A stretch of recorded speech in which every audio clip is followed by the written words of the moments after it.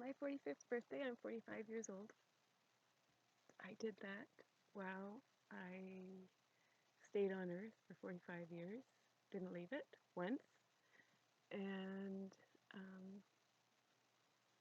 so I thought it would be a good time for me to share a few thoughts of what I'm thinking about being alive on this Earth. So the first thing I'd like to talk about is beauty. And beauty is so misinterpreted. Kills me. It really kills me every time I hear about double chins and camera angles. Beauty is something that you feel inside you, and it has absolutely nothing to do with whether you look good in a magazine photo or whether your friends tell you how hot you are, because hotness, I can tell you, is actually not a very convenient quality to have. It does tend to draw on some attention that is quite needy and far from beneficial in my experience. But the beauty thing is the thing about what you've got inside your heart. And it is so amazing. So, and the thing about the beauty is it echoes, and when you are allowing your beauty to exist,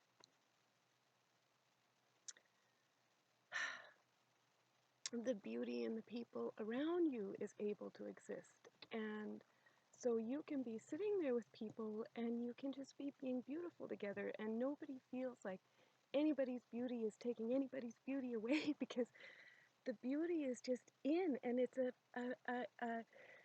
fountain of youth that doesn't end spewing. It just keeps coming. There's the beauty. There's the beauty. Can you see it? You know, it's like it's everywhere, and it's so full.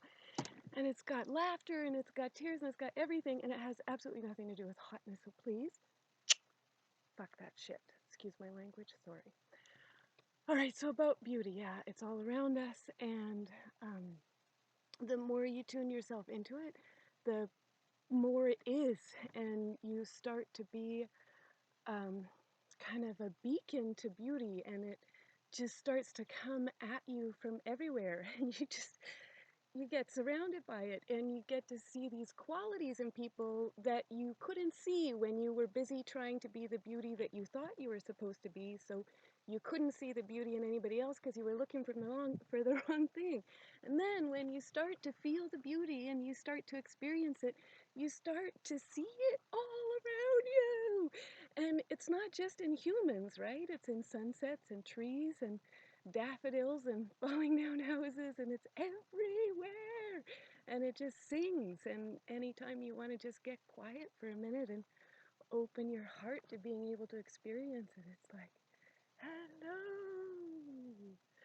Yeah, so that's what I wanted to say about beauty. And I want to talk about age too, because when I was growing up, all I remember hearing about age was how it sucks, and nobody wanted to get older, and everybody wanted to look younger. And um, even the people that weren't, say, into the superficial changes that happen with age were still saying, yeah, but you know, when you get old, you can't control your weight, or when you get old, you can't run, or when you get old, you're in pain every day. There are these things about when you get old. And okay, I know it's 2017, 45 isn't that old. I understand I'm not that old yet, fine. But there's 60-year-olds and 70-year-olds and 80-year-olds out there that are still living beautiful lives. In fact, I have a friend, Helen, who's 96. Well, I think she's 97 and she forgot a year, but she's old. And yes, she's slow, and no, she can't do all the things that she could do before. So yes, there's the physical changes that come with age, but the beauty factor doesn't change. And the thing is that when I was 20, I was so clueless, and I was so busy trying to waste all this time on stupid things that didn't matter. And I would far rather be old and have my body not working that well, but have the years of experience to be able to learn how to feel my happiness and find my joy. Yeah, I think age is a beautiful gift, and I am not sorry that I'm 45. And I hope I live to be 46 and 47 and 48 and 49. And if I can get all those 4 years and then more after that, that would be really amazing. So that's what I think about age. It rocks. It really rocks. And I look at my kids and they're so young, 12 and 17, little babies.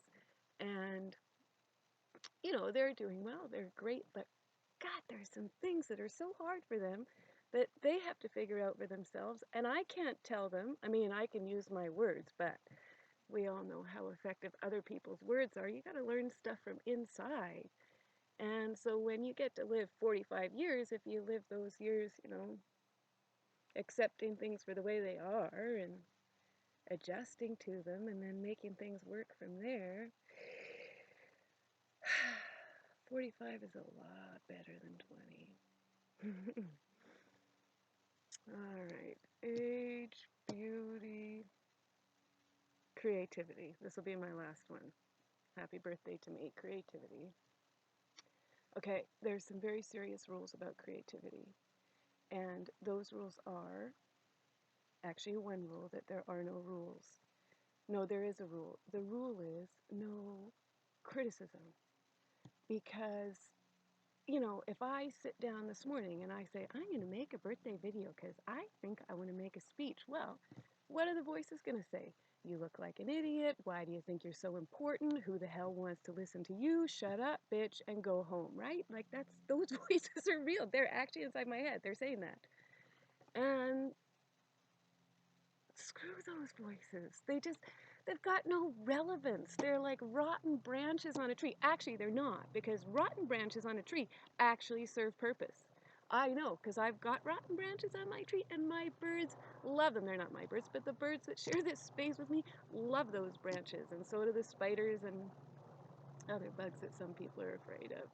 And so it's worse than a rotten branch, those voices. Those voices that tell you that you suck or that you're not worth it or that your stuff isn't important, those voices are in need of deletion. Like, seriously, just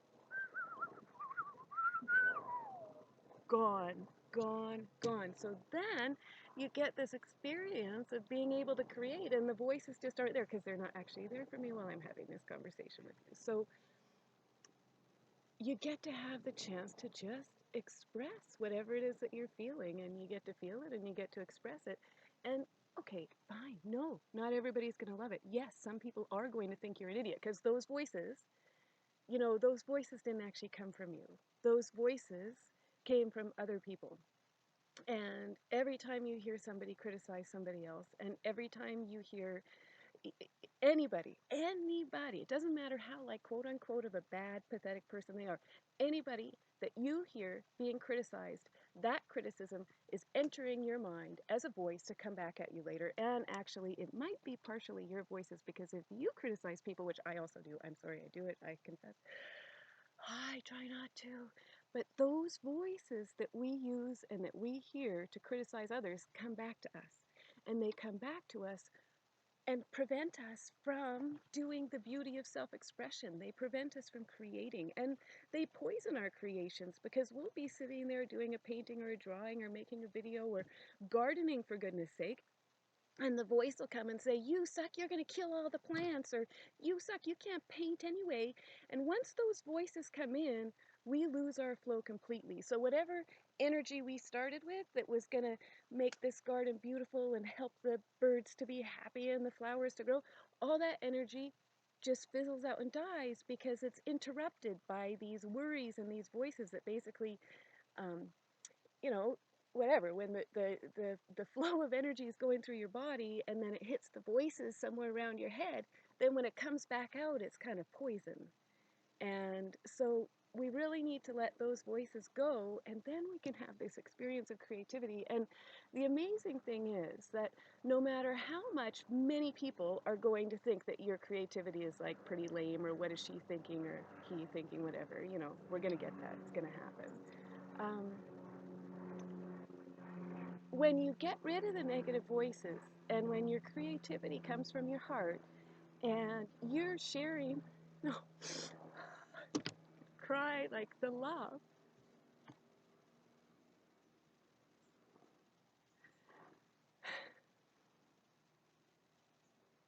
There are going to be people that feel it. And when they feel it, it's going to make them okay.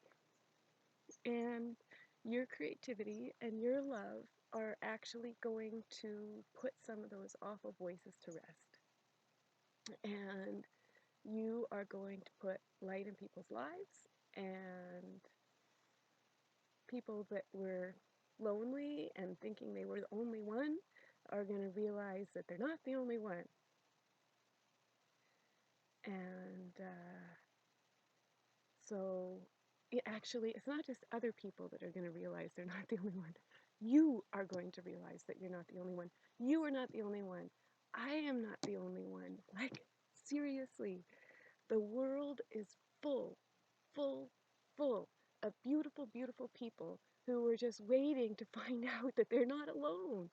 And one very important thing to remember is that you are never alone, because you are always with yourself.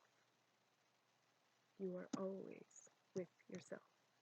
That, yes, that's so rocking, because it doesn't matter what anybody does, anywhere, anything. You've got you. You're right there. You're never alone. You're not actually alone. But then when you experience your creativity, you get to know yourself better. And so then when you're just alone with yourself, that self becomes greater, because you know that self better. And just like we need to get to know our friends, we need to get to know ourselves. And the more we know ourselves, the more we have to celebrate, and the more we have to share. So I was going to stop on creativity, but now I'm going to throw in a fourth, and that is going to be selfishness. Um, you hear a lot about narcissism, and we could go on a long story about my narcissism, right? Look at me with my fucking beautiful, excuse my language, with my hair. I'm so gorgeous, my God. How did she do it, right? And then here I am making a movie. Oh, I'm actually looking at myself, right? I'm looking into my own eyes, going, oh, yes, like what a narcissist, selfish, you know what. And, people, they don't, you hear things about like how we shouldn't love ourselves. Oh dear, that's dangerous. Not loving yourself is very dangerous, because when you don't love yourself, you become reliant on other people loving you, right? Because we know we all need love. So if you don't love yourself, you could be stuck crying for love from somebody who's actually mean to you.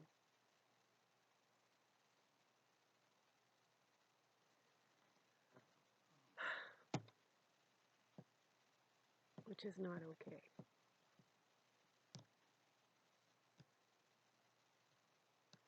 And then the other thing is that when you get so used to the habit of looking for love from people who are mean to you, then you're also mean to yourself, right? Because you learned those voices.